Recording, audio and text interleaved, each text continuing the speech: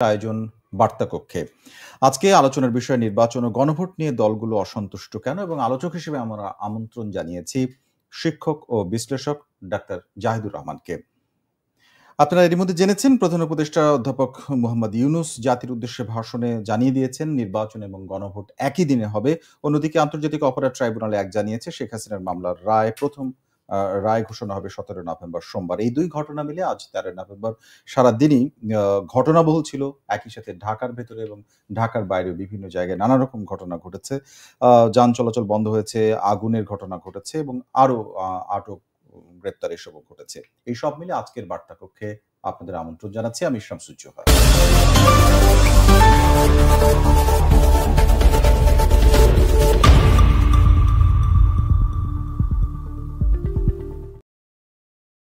দর্শক, চলে যাচ্ছে আমাদের বার্তা কক্ষের আজকের অতিথি ডাক্তার জাহিদুর রহমানের কাছে, শিক্ষক ও বিশ্লেষক। ডাক্তার জাহিদ, আপনাকে স্বাগত।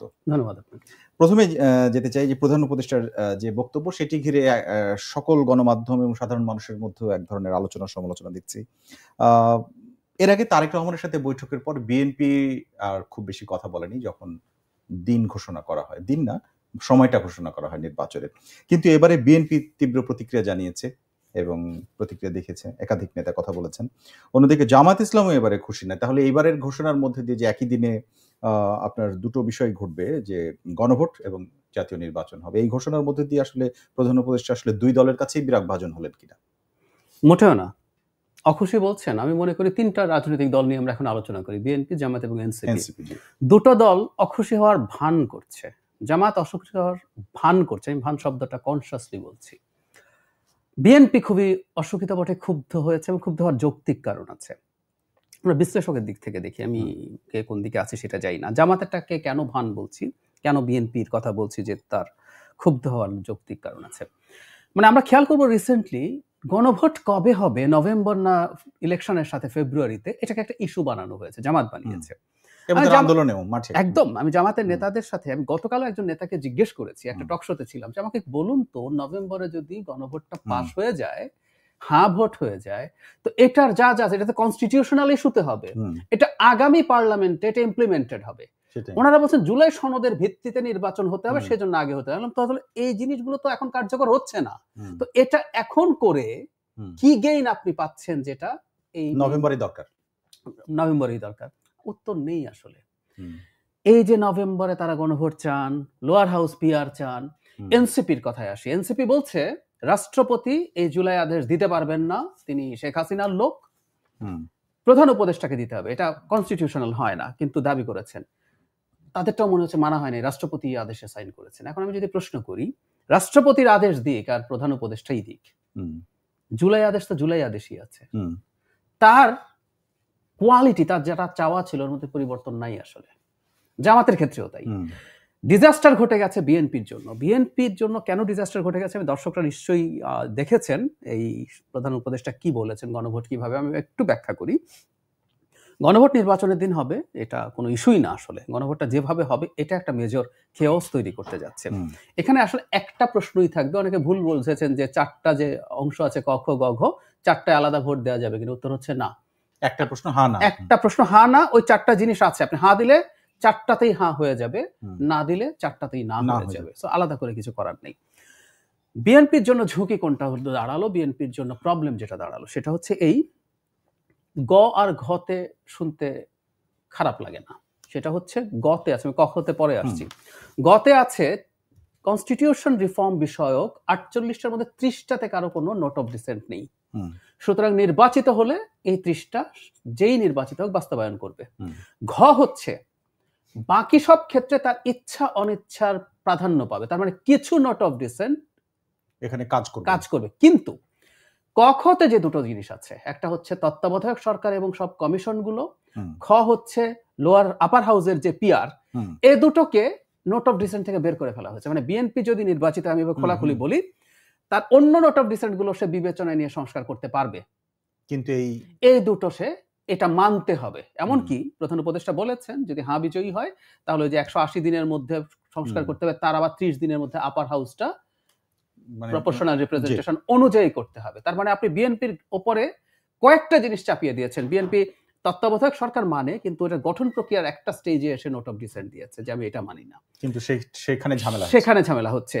কমিশনগুলোর ক্ষেত্রে একটা তারা নোট অফ ডিসেন্ট নাই, নির্বাচন কমিশন, কিন্তু অন্য কমিশনগুলোতে তারা আছে, সেগুলোও কিন্তু এর মধ্যে ঢুকিয়ে দেওয়া হয়েছে। তার মানে আমি বলছি বিএনপির বেশ কয়টা নোট অফ ডিসেন্ট বাইরে নিয়ে তাকে বাধ্য করা হচ্ছে, তুমি যদি যেত এগুলো তোমাকে করতে হবে। এখন সংকটটা কোথায়? বিএনপির নোট অফ ডিসেন্ট যৌক্তিক অযৌক্তিক এই ডিবেট আমরা আজকে না করি, আমরা করেছি। ধরুন আপনার এখানে বসে আমি বলে গেছি, ধরুন বিশেষ করে আপার হাউস বিএনপি যেভাবে চায় ইটস নট লজিক্যাল, আমি মনে করি। কিন্তু দিনের শেষে দেশের চেয়েছেন এবং সেটার জন্য তারা অলরেডি মাসের পর মাস সমালোচিত হয়েছেন। আপনি দেখবেন টক শোতে আমাদের সিভিল সোসাইটি নানান রকম প্রোগ্রাম করছেন, সেমিনার করছেন, অনেকগুলোতে আমি নিজে গেছি, যৌক্তিক কারণে প্রচুর সমালোচনা হয়েছে। তো যাবতীয় ঝুঁকি নিয়ে তারা তাদের একটা অবস্থান নিয়েছেন, সেটা এখন আপনি ইম্পোজ করছেন। এইখানেই এখন বিএনপির জন্য বিপদের জায়গা। এখন বিপদটা কেন? বিএনপি এখন না ভোট দিতে বলবে? উত্তর হচ্ছে না। বিএনপি সবকিছুই মানছে, হাতে গোনা কয়েকটা জিনিস ছাড়া। সে তো এই সংস্কারের part, very much is a part. আচ্ছা, সে গণভোট থেকে বিরত থাকতে বলবে? আবার সে যদি ঘোষণা দেয়, আমি জানি না, সে যদি ঘোষণা দেয় গণভোট আর যাই হোক, আমি যেগুলোতে নোট অফ ডিসেন্ট দিয়েছিলাম আমি সেগুলো মানবো না, আবার একটা আইনি জটিলতা তৈরি হলো। গণভোট হলো, সেখানে এই গণভোটটা পাশ হয়ে গেল, তখন বিএনপি যদি না মানে সেটা নিয়ে কেমন দাঁড়াবে? সো একটা ভীষণ কেওটিক সিচুয়েশন পরিকল্পিতভাবে তৈরি করা হয়েছে। আমি পরিকল্পিত শব্দটা আবারও বলছি। কেন বলছি? এই যে পরিকল্পিত বলে কার পরিকল্পনা? আমি সরকার, ঐক্যমত্য কমিশন এবং এর সাথে রাজনৈতিক দল জড়িত আছে। যেমন ধরুন এই যে লোয়ার হাউস পিআর, নভেম্বরে গণভোট হতে হবে, এগুলোর জন্য রীতিমতো আন্দোলন এবং যমুনা ঘেরাও করবেন, এসব বলছেন তারা। দাবি এখন দাবি মানা যায় না, যমুনা ঘেরাও করবেন না, অসন্তুষ্টি দেখাচ্ছেন না, এটির মধ্যে এটা ভান। কারণ উনি বলবেন হ্যাঁ আমারও তো কিছু জিনিস মানা হয় নাই, আমিও খুব দুঃখে আছি। আসলে না, তারা এই দুটো তিনটা প্রক্সি ফাইট সামনে এনেছেন, এগুলো সরাবেন। এনসিপিও কিছু প্রক্সি ফাইট সামনে এনেছিল, সরাবেন। তারা জুলাই সনদ স্বাক্ষর করবেন না বলেছিলেন, এরপর তারা যে শর্ত দিয়েছেন মোটামুটি সেই শর্ত দিয়েই কিন্তু পরে বাস্তবায়নের সুপারিশ করা হয়েছে। সো মনে হবে আপনার কাছে সরকার ঐক্যমত্য। এবং তারা যখন আজকে প্রতিক্রিয়া দেখিয়েছেন, জামাত ইসলামের সেক্রেটারি যখন এখানে প্রতিক্রিয়া দেখালেন, তখন কিন্তু উনি তীব্র একটা প্রচন্ড রেগে আছেন, এরকম ভাবেই প্রতিক্রিয়া দেখিয়েছেন। হ্যাঁ, মানে খুবই, অথচ আবারও বলছি গুণগত কোনো পরিবর্তন নাই কিন্তু এই সময়টা পাল্টানোতে। এই প্রতিক্রিয়া দেখাবেন, ওই যে বলছি এগুলো সবগুলো প্রক্সি। উনি তো যদি এখন দেখান উনি মেনে নিয়েছেন, তাহলে মনে হবে সরকার জামাত এবং এনসিপিকে খুশি করেছে, বিএনপিকে খুশি করেছে। সবাই বলবেন আমিও তো খুশি হইনি, আমার কেন এটা মানা হয়নি। এগুলো প্রত্যেকটা অভিনয়। কারণ আমরা সেন্স দিয়ে যদি আমি আপনাকে দেখালাম, যদি বিবেচনা করি, তাহলে দেখব পলিটিক্যালি মাসুল মারাত্মকভাবে দিতে হবে বিএনপিকে। এবারে আমি আপনার কথা ধরেই আসি, মানে প্রথম দুটিতে বিএনপি নোট অফ ডিসেন্টকে অগ্রাহ্য করা হয়েছে খানিকটা, সেটাই তো বলছেন? মানে পুরোপুরি অগ্রাহ্য করা হয়েছে। তারপরে এখন এই নির্বাচনের স্বার্থে, মানে বিএনপির যেটা আগে আপনি এখানে বলেছেন যে বিএনপি কোনো মতে নির্বাচনটা হয়ে যাক এটা চাচ্ছে, এরকম একসময় আপনি এখানে বলেছেন। সেই পরিস্থিতির মধ্যে বিএনপির সেই মানে মানসিকতার সুযোগ নিয়ে যদি এরকম চাপে ফেলা হয় যে তোমাকে এটাতেও ভোট দিতে হবে, তাহলে বিএনপির প্রার্থীদের ক্ষেত্রে, এটার ক্যাম্পেইনের ক্ষেত্রে আপনার মানে প্রশ্ন আসলে দুটো, বিএনপির ক্ষেত্রে আপনার মনে হয় কিনা যে এইটা না যুক্ত হওয়ার, মানে জয়ী হওয়ারও কোনো সুযোগ আছে কিনা, যদি বিএনপির ভোটারদের ক্ষেত্রে এই ক্যাম্পেইনে করে, ভেতরেও করে, অথবা আওয়ামী লীগের যারা আছেন তারা আসলে এরকম কোনো সুযোগ নিতে চেষ্টা করবেন কিনা।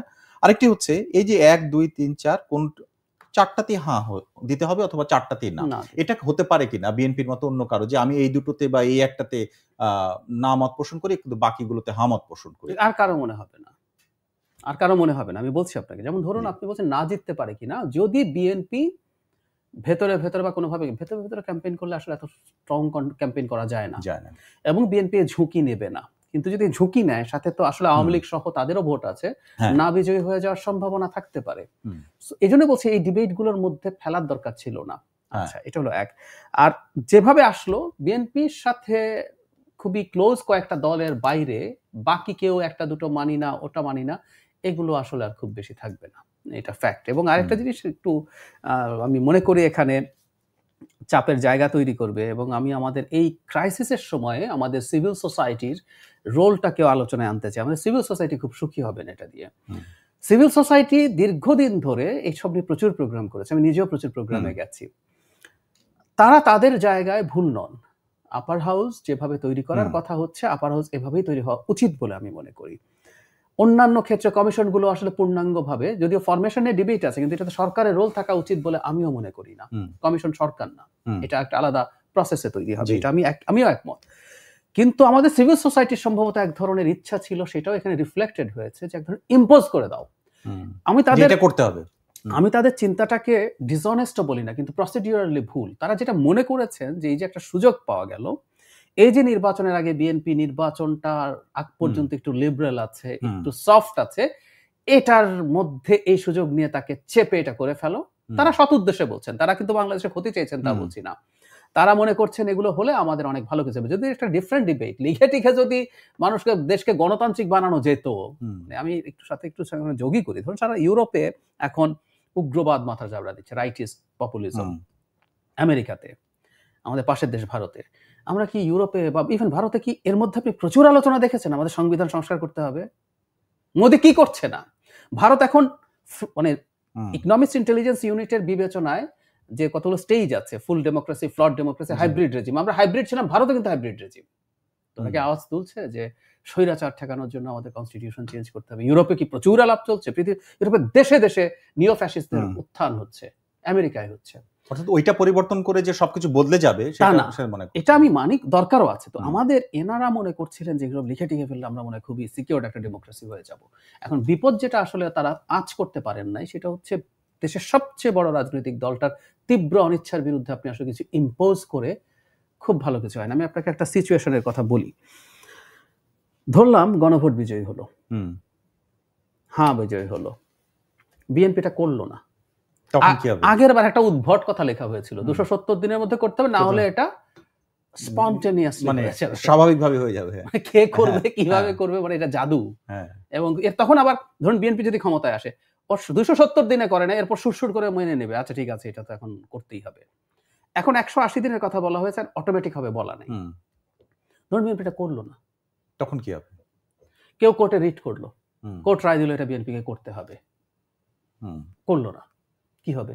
কেন বলছি, 99 সালে মাজহার হোসেন মামলার আপিল বিভাগের রায় হয়েছিল। মাজহার হোসেন মামলার রায় আজ পর্যন্ত কার্যকর হয় নাই পুরোপুরি। তাতে আসলে কি হলো? আপিল বিভাগের রায়, সর্বোচ্চ আদালতের। আমরা এখন বিচার বিভাগ মানে পূর্ণাঙ্গভাবে পৃথকীকরণ, প্রাথমিক একটু কাজ হয়েছিল 1-11 সময়, মাঝখানে আওয়ামী লীগ 2 বছর ক্ষমতায়, বিএনপি 5 বছর ক্ষমতায়। আমি এজন্য বলছি আসলে অনিচ্ছার বিরুদ্ধে এসব গায়ের জোরে কিছু করার চেষ্টা, বরং ক্ষতি এটা হয় যে আমাদের পলিটিক্যাল অ্যাটমসফিয়ার ক্ষতি করে, মানে কার্যকর হয় না বিষয়টা, মানে ফাইনালি নাও হতে পারে।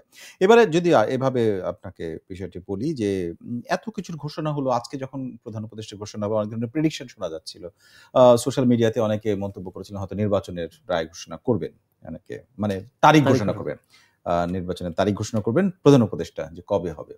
এই তারিখ ঘোষণা না করার মধ্যে আসলে কোনো মানে হিসাব নিকাশ আছে কিনা, মানে পর্যবেক্ষণটা কি, মানে এটা আমি জানি না, খুবই কাছাকাছি তো, আমি জানি না। আমি খুব ফেব্রুয়ারির দ্বিতীয় সপ্তাহে, অনেকে কেউ বলেন 12 তারিখে, বা কেউ বলেন যে 15 তারিখে আগে শেষ করতে হবে। তাহলে এটা ঘোষণা করে দিলে আসলে সমস্যা কি? সমস্যা ছিল না, আমিও মনে করি, কিন্তু আমি জানি না, এখন মানুষ নানান রকম স্পেকুলেট করবে। এর মধ্যে একটা হালকা ঢঙ্গে একটা কথা একটু বলে রাখি, ঐক্যমত্য কমিশনের ভাইস চেয়ারম্যান জনাব আলী রিয়াজকে বিশেষ সহকারী নিয়োগ করা হয়েছে প্রধান উপদেষ্টা পদমর্যাদায়। মানে ওনার তো কাজ শেষ, ওনাকে আবার উনি কি মাত্র এই 3 মাসের জন্য বা 2 মাসের জন্য জয়েন করলেন একেবারে এই, হ্যাঁ 3 মাসের খুব কাছাকাছি সময়, নাকি উনি কোনোভাবে জানেন যে এটা আরো বেশি হতে পারে? এটা জাস্ট হালকা ঢঙ্গে বলছি, মানুষ এই ধরনের স্পেকুলেশন আনতে পারে। আরো কিছু পরে, তাহলে আপনাকে আরো একটু জিজ্ঞেস করি, কারণ সোশ্যাল মিডিয়াতে আরো কিছু দেখা যাচ্ছে যে দেশের বাইরে ঢাকা বিশ্ববিদ্যালয়ের ভিসি সহ আরো অনেককেই বিভিন্ন জায়গায় পাঠানো হচ্ছে, খুবই ভয়ঙ্কর দেখাচ্ছে। মানে আমরা এখন এটা যদি বলি, জনাব আলী রিয়াজ এটা সরকারের পারপাস সার্ভ করেছেন বলে এখন রিওয়ার্ড দেওয়া হচ্ছে একবার মন্ত্রী বানিয়ে, তাই? অথবা আমরা তো এখন এই আলাপগুলো করবো, ঢাকা ইউনিভার্সিটি চলে গেছেন এরকম একটা প্রচারণা ছিল যে উনি অন্য দেশের নাগরিক, সে দেশে চলে গেছেন, এই জন্য তাকে আবার নিয়ে এসে দেখানো যে উনি এমনি আসতে পারতেন। এবং আমি আরেকটা কথা বলি, ওনাকে কিন্তু মন্ত্রী পদমর্যাদা দেয়া আমাদের কনস্টিটিউশন অনুযায়ী, আমাদের তো এই উপদেষ্টারা যদি মন্ত্রীর পদমর্যাদা হন, মন্ত্রীর মতো হন, ডুয়াল সিটিজেনশিপ দিয়ে কোনোদিন মন্ত্রী হওয়া যায় না, এটা কিন্তু অবৈধ, অসাংবিধানিক। আচ্ছা, একই সাথে জনাব নিয়াজ রহমান যখন ঢাকা ইউনিভার্সিটি ভিসি কেও যদি করা হয়, আমরা দেখেছি ভালো ভালো পত্রিকাতে এই নিউজগুলো এসছে, মানে উনিও কি রিওয়ার্ডেড হচ্ছেন। ওনার বিরুদ্ধে একটা অভিযোগ ছিল, উনি একটা বিশেষ দলের সমর্থক, বিশেষ রাজনৈতিক দল বা ছাত্র সংগঠনকে প্রতিষ্ঠিত করার জন্য গেছেন, এখন কি উনি রিওয়ার্ডেড হচ্ছেন? তার মানে এই সরকারের এবং ডক্টর আমলেই ইউনূসের ক্লোজ কিছু মানুষ হুম। ওনার সাথে দীর্ঘদিন গ্রামীণে কাজ জি। করা, তার একজন এখন এসডিজি উন্নয়ন হুম। বিষয়ক যিনি বিশেষ সহকারী, তাকে বলা হচ্ছে, তার একজন উপদেষ্টা আছেন, তার বোন সহ এদেরকে করা হচ্ছে। মানে খুবই অদ্ভুত সব ব্যাপার-স্যাপার। মানে ব্যাপারটা এরকম একটা আপনার কাছে মনে হচ্ছে কিনা যে আগে কোনো একটা রাজনৈতিক দলের তাদের দলের আস্থাভাজনদের যেভাবে রিওয়ার্ড দেওয়া হতো ঠিক ঐরকম ঠিক মানে ওই শোনা রকম, ঠিক ওই রকম। আমি মানে খুব দুঃখের সাথে খেয়াল করছি ডক্টর ইউনূসের মতো মানুষের এই ধরনের, ওনাকে ওই যে বলতো না এভাবে এনজিও গ্রাম সরকার, মানে হ্যাঁ। এনজিও আর গ্রাম মানে হচ্ছে গ্রামীণ। আমি গ্রাম বলতে কিন্তু আরেকটা গ্রাম বলি, চট্টগ্রাম।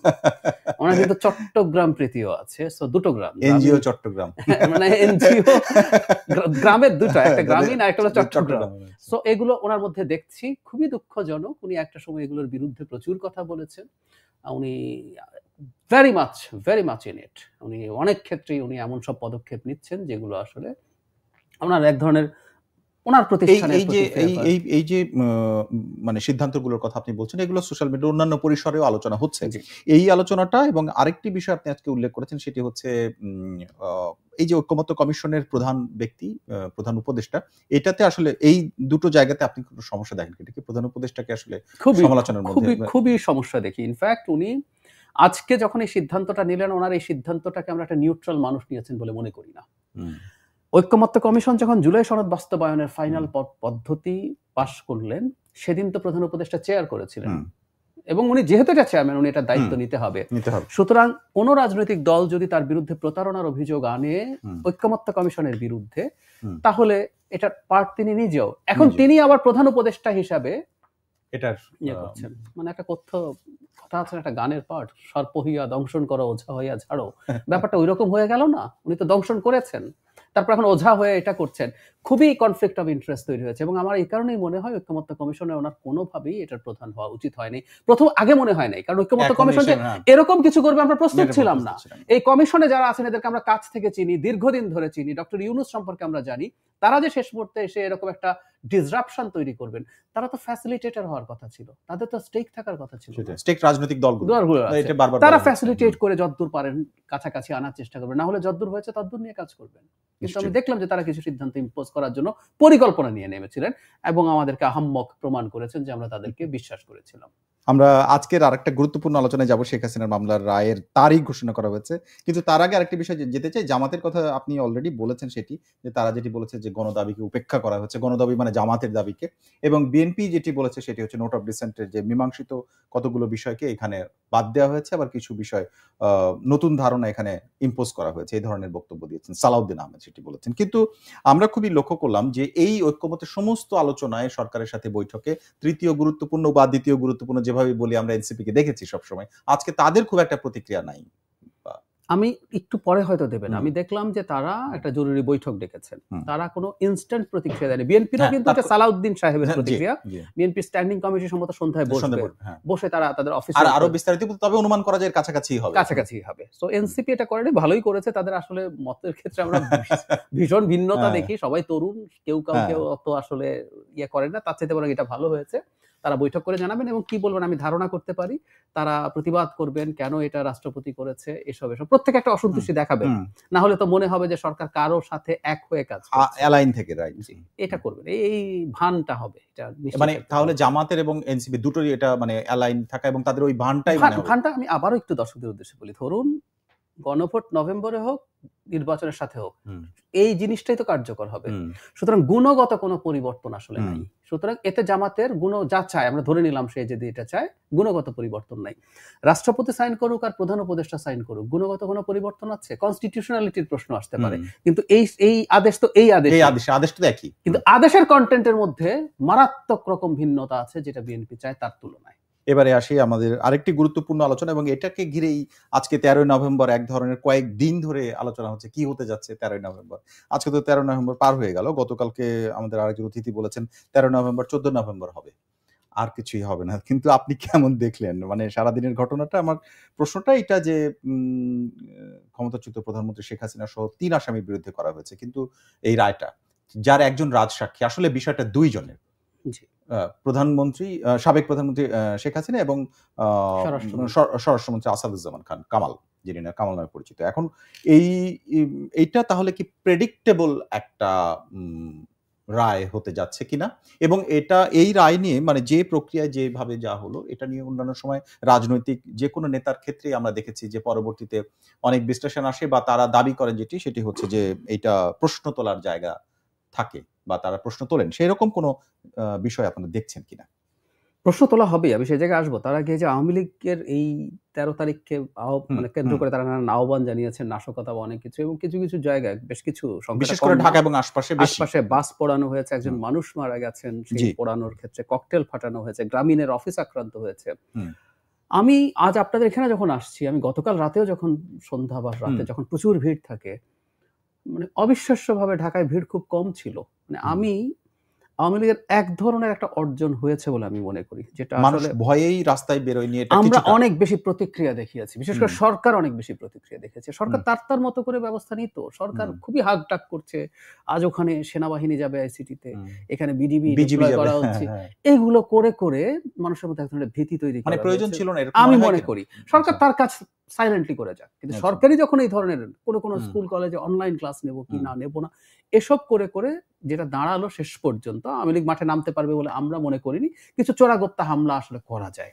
আপনি কিছু টাকা যদি খরচ করেন এই গরিবের দেশে, আপনি একটা বাসে পেট্রোল দিয়ে আগুন লাগিয়ে দেয়া, একটা ককটেল ফাটানো, এটা আসলে খুব ইম্পসিবল বলে আমার মনে হয়। এবং ককটেল ফুটিয়ে পালিয়ে যাচ্ছিল এই ঘটনাই বেশি, এটাই আমাদের কিছু সিসিটিভি ক্যামেরা রাতের বেলা একটা বাস পার্ক করে আছে, সারা এত বড় দেশ আপনি চাইলে সব ঠেকাতে পারবেন না। তো এসব করে কিছু হবে না, বরং আওয়ামী লীগ আরো জনবিচ্ছিন্ন হবে। কিন্তু এটা নিয়ে অনেক বেশি প্রতিক্রিয়া দেখিয়ে যেটা ঘটলো, আমার কাছে মনে হয় তাতে কিছু পয়েন্ট আওয়ামী লীগের হাতে তুলে দেওয়া হলো। আরেকটা কথা একটু বলে রাখা জরুরি, আওয়ামী লীগ কিন্তু একটা ন্যারেটিভ তৈরি করার চেষ্টা করবে এবার গ্লোবালি। সেটা হচ্ছে যখন আমরা এগুলোর সমালোচনা করব আবার, তখন এই প্রশ্ন আসবে, আচ্ছা ওর এটা ছাড়া কি করার আছে? ওর তো কর্মসূচি নিষিদ্ধ। তুমি আওয়ামী লীগের কর্মসূচি নিষিদ্ধ করে তাকে জঙ্গিবাদের পথে, এই ধরনের সন্ত্রাসবাদের পথে ঠেলে দিচ্ছ। রাদার তাহলে তার পলিটিক্যাল যে রাইটটা আছে সেটা দাও, কারণ এটার পেছনেও যুক্তি তারা দেন যেটা যৌক্তিকও। আওয়ামী লীগকে তো আমরা নিষিদ্ধ করবো বিচার দিয়ে, যদি পারি। আমরা হতেই হবে তা না, আইসিটিতে মামলা হবে, বিচার হবে, কিন্তু আওয়ামী লীগের কর্মকাণ্ড নিষিদ্ধ আছে তো এক্সিকিউটিভ অর্ডারে, 2009। আমরা তো এসবের বিরুদ্ধে সবসময় কথা বলেছি, তার তো পক্ষ সমর্থন করতে পারে নাই। এই চাপটাই কিছুদিন আগে হিউম্যান রাইটস ওয়াচ দিয়েছে, যে তুমি এক্সিকিউটিভ অর্ডারে করেছো কেন? আইনের মধ্য দিয়ে করতে পারতো, বিচারের মধ্য দিয়ে। এটাও আইন, কিন্তু বিচারের মধ্যে হতে পারতো যে আমরা বিচারে যখন শুরু হলো আমরা অ্যাপিল করলাম রাষ্ট্রপক্ষ, যে ঠিক আছে ওইটা করছে, কিন্তু এটা শেষ হওয়া পর্যন্ত আমরা ওর কর্মকাণ্ডে নিষেধাজ্ঞা চাই। তখন আদালত যদি যৌক্তিক মনে করতেন, তারা যদি করতেন, তাহলে এই সমালোচনাটা হতো না। আপনি একটা ওখানে কিন্তু আওয়ামী লীগের পক্ষে কেউ ফাইট করতো। আর শেখ হাসিনার বিচার নিয়ে দুটো জিনিস আমি বলি, যেমন ধরুন রাজসাক্ষী হওয়াটা আমার কাছে খুবই অদ্ভুত লেগেছে, কোনো প্রয়োজন ছিল না। আইজিপি মামুন, মানে কেন বলছি, শেখ হাসিনার বিরুদ্ধে এত পরিমাণ প্রমাণ আছে, শেখ হাসিনার কপাল খারাপ আমি প্রায় বলি, এটা একটা ডিজিটাল যুগ, আমার ডকুমেন্টের কোনো অভাব নেই। রাজসাক্ষীর প্রবলেম যেটা, যেহেতু রাজসাক্ষী হলে আপনার শাস্তি কম হতে পারে, সুতরাং আইনের মধ্যেই রাজসাক্ষীর গুরুত্ব খুব বেশি থাকে না, এটা খুব কমন সেন্স দিয়ে বোঝা যায়।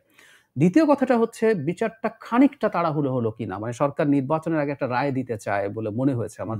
কেন বলছি এটা নিয়ে সমস্যা হতে পারে, এই আলোচনাটা অনেকে বলছেন। হ্যাঁ একদম, অনেক কেন হয় আমি বলি, আমরা দুটো আন্তর্জাতিক স্ট্যান্ডার্ডের বাইরে আছি বিচারে। একটা বড় না, সেটা হচ্ছে, এটাও অনেকে বলছে, জাতিসংঘ তার রিপোর্টে বলেছে জাতিসংঘ তো মৃত্যুদণ্ডের বিরুদ্ধে। সো এটাই আমরা যেহেতু আছি, তারা আমাদেরকে বিচারে সাহায্য করবে না বলেছে। কিন্তু এর চেয়ে আরেকটা গুরুত্বপূর্ণ জিনিস ভাঙছে, এটা খুবই আলোচিত, সেটা হচ্ছে ওনার অনুপস্থিতিতে বিচার হচ্ছে অনেক জায়গায়, যেমন আইসিসিতে, আন্তর্জাতিক অপরাধ আদালতে কারো অনুপস্থিতিতে কোনো বিচার হয় না, ইন অ্যাবসেন্সিয়া বিচার নেই। এখন অনুপস্থিতিতে বিচারের প্রবলেম কোথায়? উনি যেহেতু ফেরারি, উনি যেহেতু কোর্টের জুরিসডিকশন মেনে নেন নাই, উনি তো ওনার পছন্দের লয়ার দিতে পারেন নাই। আইসিটিতে আমরা কারেক্ট করে বিদেশি লয়ার দেওয়ার অপশন রেখেছি, কিন্তু উনি যেহেতু এখানে আসেননি, উনি সেই লয়ার দিতে পারেনি, ফলে রাষ্ট্রপক্ষ লয়ার দিয়েছে। সো একতরফা একটা বিচারের প্রশ্ন তৈরি হতে পারে। এখন এই কারণেই এটা আরেকটু স্লো, আরেকটু সময় নিয়ে করলে ভালো হতো বলে আমার মনে হয়। আপনি বলেই ফেলেছেন, এই প্রশ্নটা আমার এখানে আছে, এখন আমি প্রশ্নটা করিনি। সেটি হচ্ছে যে আইনজীবী রাষ্ট্রপক্ষের হয়ে, মানে রাষ্ট্রপক্ষ নিয়োগ দেওয়ার ফলে শেখ হাসিনার আইনজীবী হিসেবে এখানে কথা বলছেন, স্বাভাবিক প্রক্রিয়া হলে তো আসলে এরকম হতো না, বা অন্য কেউ একজন, বা উনি যদি বিচার যদি উনি ফেস করতেন, তাহলে তো আসলে তার আইনজীবীর যে ব্যাপারটা থাকতো বা ওনার পছন্দ মতো সেটা তো উনি মেনেও এবং নেননি শুধু বা এরকম কোনো স্টেটমেন্টও দেননি। শুধু সেটা না, আরেকটা বড় সমস্যা আছে। আমি এটা কেন বললাম বুঝলাম না। হয়তো প্রসেস আমি প্রশ্নটা শেষ করার মানে দুইটা সহ একসাথে উত্তর দিতে পারেন। উল্টো দিকে তার বিপরীতে মানে শেখ হাসিনার পক্ষে এবং বিপক্ষে দুপাশ থেকে যে ধরনের আইনজীবীরা এখানে করছে, এই দিক থেকে আপনার মনে হয় যে রাজনৈতিক সংশ্লিষ্টতা বা তাদের পছন্দ অপছন্দ বা বিতর্কিত করার বা হওয়ার মতো আসলে ক্ষেত্রগুলো আছে কিনা বা এরপরে হবে কিনা, যদিও আপনি বলে ফেলেছেন হবার সুযোগ আছে। সুযোগ আছে আর রাজনৈতিক পরিচয় থাকতে পারে। আমরা তো আসলে একটা বিচারের ক্ষেত্রে কি বিচার তো করে বিচারকরা। বিচারক, সো হতেই পারে, কিন্তু আইনজীবী প্রশ্ন আসবে না তা না, কিন্তু হতেই পারে। মূল সমস্যা অপরপক্ষে কেন, আমি যে কথাটা বলতে যাচ্ছিলাম, সিনিয়র লয়ার মিস্টার জেডাই খান পান্না শেখ হাসিনার পক্ষে কাজ করতে চেয়েছেন। আমি শুনেছি যে সেটা সময় শেষ, একটা নির্দিষ্ট সময় থাকে, লিগালি এটা সম্ভব না, কিন্তু আমার কাছে মনে হয় বিশেষ বিবেচনায় যদি এটা করা হতো ভালো হতো। উনি ওনার নিজের, উনি শেখ হাসিনা তাকে নিয়োগ করেন, উনি ওনার নিজে বলেছিলেন যে আমি এটা করতে চাই। সো ওই সুযোগটা দিলেও অন্তত জিনিসটা ভালো হতো আমার কাছে মনে হয়। বিশেষ কোনো যদি পথ বের করার সুযোগ থাকতো করলে ভালো ছিল। আর এমনি যেটা হবে আসলে, আমরা যদি শ্রেষ্ঠতম বিচারও করি, আওয়ামী লীগ তার জায়গা থেকে সমালোচনা করবেই। রাজনৈতিক ক্ষেত্রে এটাই হয়। আর আমাদের একটা জিনিস বলে রাখা ভালো যে বাংলাদেশের জাতিসংঘের মতো প্রতিষ্ঠান মানবাধিকার হাই কমিশনে এসে তদন্ত করে গেছে শেখ হাসিনাকে মানবতা বিরোধী অপরাধে অ্যাকিউজ করার জন্য যথেষ্টের বেশি ডেটা ইনফরমেশন আছে। এবারে আজকে আমরা যেটা দেখলাম সে আপনি কিছুটা আলাপও করেছেন। আমি মনে করি যেটা ছিল আসলে দ্বিতীয় গুরুত্বপূর্ণ, মানে রায়ের দিন না, কিন্তু আজকের দিনটা ছিল রায়ের দিন ঠিক করার দিন, তাই তো? তো রায়ের দিনটা হচ্ছে 17 তারিখ। এরপরে এদিকে আবার নির্বাচনও কিছুটা কাছাকাছি চলে আসবে যত দিন যাচ্ছে। মানে এই যে উত্তেজনা, এই যে গাড়ি পোড়ানো, এই যে সাধারণ মানুষের, আপনি যেটা বললেন যে ঢাকা শহরের মধ্যে এক ধরনের হালকা দেখা যাচ্ছে, বিভিন্ন জায়গায় আটক ধরপাকড় বাড়ছে, এই মানে প্রপোর্শনেটলি এটাও বাড়তে থাকবে কিনা এবং 17 তারিখে এর থেকে আরো বেশি আপনি আশঙ্কা করেন কিনা? আমি বেশি আশঙ্কা করি না, কিছুটা ঘটবে। তবে যদি বাড়তে থাকে আমি একটা অন্য সন্দেহ প্রকাশ করব। কিরকম? আওয়ামী লীগের কর্মসূচির মুখোশে এটা এখনো আমি সন্দেহটা প্রকাশ করতে চাই, আরো কেউ কি এর মধ্যে ঢুকে এসব করছে।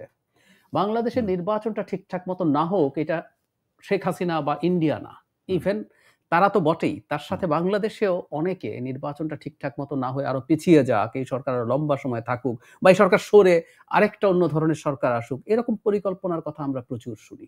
এর সাথে অনেকেই জড়িত থাকেন। সুতরাং এটা যদি বাড়তে থাকে অনেক বেশি, আমি তখন ধরে নেব এর সাথে আমাদের দেশের অভ্যন্তরে শেখ হাসিনার বাইরে, আওয়ামী লীগের বাইরে কেউ জড়িত, সরকারেরও একটা অংশ জড়িত আছে কিনা সেটাও আমরা সন্দেহ প্রকাশ করব। এটা করে রাখা উচিত হবে। আপনার এই সন্দেহ প্রকাশটা আমার কাছে খুব স্বাভাবিকের থেকে অনেক বেশি কঠিন মনে হচ্ছে। একটু মানে ব্যাখ্যা করবেন? ব্যাখ্যা করি, আমি অবশ্যই এভাবে বলি সবসময় যে আমাদের এখনকার সময় যেটা, আমাদের খুব অল্প সম্ভাবনা থাকা জিনিস নিয়েও শোরগোল করা দরকার, কারণ আমরা খুবই ক্রুশিয়াল একটা টাইমে আছি। ধরুন বাংলাদেশে এই আলাপটা হয়েছে সরকার 5 বছর থাকুক, এবার এই সরকার কেন এত তাড়াহুড়া করতে হচ্ছে? 4-5 বছর, এটা 5 বছর, এবং এই সরকার ক্ষমতায় থাকায় সরকারের মধ্যে যারা আছেন এবং সরকারের বাইরে অনেকে খুবই পাওয়ারফুল আছেন, তারা নানান রকম তদবির, বদলি, পদায়ন, নানান কিছু করতে পারে, মানে তারা সরকারে আছেন, রাজনৈতিক দলের মধ্যে আছে, এর বাইরে ব্যক্তি আছেন, পাওয়ারফুল লোকজন। তো তারা নির্বাচন খুব সহসা হোক এটা আসলে পছন্দই করছেন না।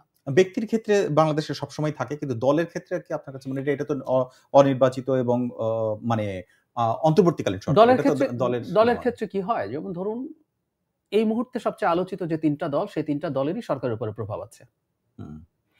নির্বাচন হয়ে গেলে একটা দলের একচ্ছত্র প্রভাব হয়ে যায়, যারা সরকার গঠন করে, বাকিদেরকে ঝেঁটিয়ে বিদায় করে দেওয়া হবে। এখন নানান রকম কিছু তারা করতে পারে। 3 জনের আছে সেখানে বাকি যে দুজন ক্ষমতায় আসার সম্ভাবনা অনেক কম, তাদের কাছে নির্বাচনটা দেরিতে হলে ভালো তো।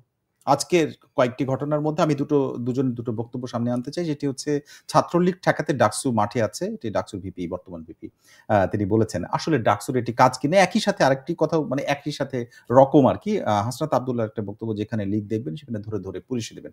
মানে এই বক্তব্যগুলোর মধ্যে আপনার কাছে মনে হয় কিনা যে এর আগে শোনা যে হুমকি ধামকি এবং সেই ধরনের ব্যাপারটাই নতুন প্রজন্মের দুজনের কথা আমি উল্লেখ করেছি, তাদের সংগঠন এবং তাদের যে অবস্থান, সেটি আসলে একেবারে এই সরকারের আমলে তারা গড়ে ওঠা। তা কিন্তু এই হুমকি ধামকিগুলো আগের আমলে যেটাকে আমরা ঝেড়ে ফেলে আসার কথা বলা হয়েছে সবসময় হচ্ছিল, সেটি আবার দেখছেন কিনা? হুবহু একই জিনিস। ওদেরকে এই দায়িত্ব কেউ, আমরা আওয়ামী লীগের সময় কথা বলতাম, তারা বলছে জননিরাপত্তার জন্য আমরা মনে মরেছি। আমি প্রচুর টকশোতে আমি একদম পয়েন্ট আউট করি, একটা পর্যায়ে তারা এটা বলতো না, আমি বলতাম আপনার কি পুলিশ?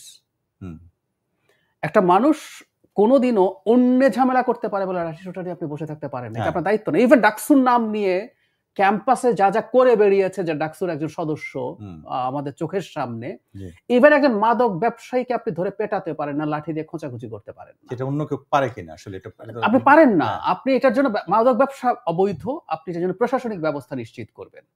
আপনি বাদাম বিক্রি করছে তাকে ওখান থেকে তুলে দেওয়ার চেষ্টা করছেন, এগুলো একেবারে কোনোটাই আপনার দায়িত্ব না। সো এটা একেবারেই ঠিক না। এবং আমি সাথে যোগ করে রাখবো, আওয়ামী লীগের সময় আমরা পুলিশ যে সবার ফোন নিয়ে চেক করতো, এখন পুলিশ একইভাবে এবং অনেকেই পাশে দাঁড়িয়ে, যেমন ছাত্রলীগ ছিল, এখন কোনো কোনো জায়গায় অন্য সিভিলিয়ানও পাশে দাঁড়িয়ে মোবাইল ফোন চেক করছে। এগুলো অত্যন্ত গর্হিত কাজ। শুধু তাই না, 32 নম্বরের ওখানে একজন নারীকে আরেকজন নারী পেটাচ্ছেন, এরকম একটা ছবি দেখেছি। এগুলো কোনোটাই এদের কারো দায়িত্ব না, এগুলো সবই হাসিনার সময়কার হওয়া জিনিস, ঘৃণ্য জিনিস। গতকালকে জাতীয় পার্টির সাধারণ সম্পাদক এই অনুষ্ঠানেই বলেছিলেন যে এরপরে আওয়ামী লীগের উপরে স্ট্রিম রোলার আরো বেশি বাড়তে পারে বলে উনি অনুমান করছেন, এবং একই সাথে নিজের দলকে, তার দল কেমন করছে বা এবারে নির্বাচনে অংশগ্রহণ নিয়ে আমি প্রশ্ন করেছিলাম। তিনি বলেছিলেন যে আমার মনে হয় যে বাংলাদেশে আইনগতভাবে জাতীয় পার্টির ক্ষেত্রে কোনো বাধা নাই নির্বাচনে অংশগ্রহণের ক্ষেত্রে, কিন্তু সরকারের অবস্থান দেখে মনে হচ্ছে সেমি ব্যান একটি দল। এবং তাদের এই প্রতিক্রিয়াটা আমি এই জন্যই বললাম যে তাদের অংশগ্রহণটাকে আপনি কিভাবে দেখছেন, মানে করতে পারা না পারার ক্ষেত্রটা। আমি আসলেই আমি তাদের মহাসচিবের সাথে একেবারেই একমত। মানে তাদের উপরে তো কোনো নিষেধাজ্ঞা নেই, দল নিষিদ্ধ না, তাদের কর্মসূচি নিষিদ্ধ না, সুতরাং তাদের নির্বাচনে যাওয়ার শতভাগ রাইট আছে। এখন সরকারের দিক থেকে বা নির্বাচন কমিশন বিশেষ করে এই যে রাজনৈতিক দলগুলোকে ডাকছে, সেখানে যদি তাদেরকে ইনভাইট না করে, এটা অবশ্যই আমি মনে করি অন্যায় হবে। একটা কথা একটু বলে রাখা ভালো, গণতন্ত্র মানে কোনো কোনো জিনিস আপনার চিন্তার বাইরে ঘটবে, আপনি পছন্দের বাইরে ঘটবে, but you will have to accept it. কারণ সব মত আপনার নিজের মতো হবে একদম তাই। যেমন আমি প্রকাশ্যে ডাকসু নির্বাচনের আগে ছাত্র শিবির যেন না যেতে, ছাত্র শিবিরকে যেন ভোট না দেওয়া হয়, আমি এটা চেয়েছি ভিতর থেকে। কারণ হলো আইডেন্টিটি পলিটিক্সের বিরুদ্ধে আমার অবস্থান। আমি একজন উদার গণতান্ত্রিক ব্যবস্থায় বিশ্বাস করি, যেটা আমি মনে করি তারা করবেন না, কিন্তু তারা জিতেছেন তো, আমি তাদেরকে কনগ্রাচুলেটও করেছি, আমি করব, কারণ this is what democracy is. So জাতীয় পার্টি সত্যিকার অর্থে আওয়ামী লীগের সাথে অনেক ক্ষেত্রেই কোলাবোরেট করেছে, যতদিন এটা নিষিদ্ধ না হবে বা আওয়ামী লীগের মতো কিছু না হবে, তার আগ পর্যন্ত তার অধিকার নিশ্চিত করতে হবে সরকারকে এবং নির্বাচন কমিশনকেও। এবং আমাদের অনেকের যদি এটা খারাপ লাগে, তারপরে এটা অ্যাকসেপ্ট করতে হবে, এটাই ডেমোক্রেসি। যে আমি যেটা পছন্দ করি না সেটার সাথে সহাবস্থান করাটাই, অর্থাৎ মানে আইনগত বাধা নেই যেহেতু, তার কাজে অবশ্যই তার দাবি না, তাদেরকে নির্বাচন কমিশন যে ডায়ালগ করছে সেখানে দাওয়াত দেওয়া উচিত, নাহলে আপনাকে নিষিদ্ধ করেন, সোজা সাপটা কথা। হয় আইনগতভাবে যেতে হবে অথবা তাকে আমন্ত্রণ জানাতে হবে, মাঝামাঝি কিছু নাই তো।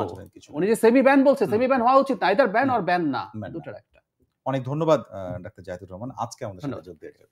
দর্শক, আমাদের সঙ্গে আজকে ছিলেন শিক্ষক ও বিশ্লেষক ডাক্তার জাহিদুর রহমান। নির্বাচন এবং গণভোট নিয়ে দলগুলো অসন্তুষ্টি দেখিয়েছে, কিন্তু তাদের প্রতিক্রিয়াতে আসলে বিশ্লেষণটা কেমন সেটি আমরা আজকে জানার চেষ্টা করলাম। একই সাথে ট্রাইব্যুনাল, আন্তর্জাতিক অপরাধ ট্রাইব্যুনালে শেখ হাসিনার মামলার রায় ঘোষণা যে 17 নভেম্বর, সেটিকে নিয়েও যে সারা দেশে যে প্রতিক্রিয়া, বিশেষ করে রাজধানীতে, সেটি নিয়ে আমরা আলোচনা শুনেছি। রাজনৈতিক এমন নানা বিশ্লেষণ সম্পর্কে জানতে আমাদের এই অনুষ্ঠান প্রথম আলোর এই আয়োজন বার্তা কক্ষ দেখুন রবি থেকে বৃহস্পতিবার পর্যন্ত প্রতিদিন দেখুন prothomalo.com, প্রথম আলোর ইউটিউব, ফেসবুক সহ সোশ্যাল মিডিয়া প্ল্যাটফর্মগুলোতে। আজ যারা আমাদের সঙ্গে ছিলেন সবাইকে ধন্যবাদ।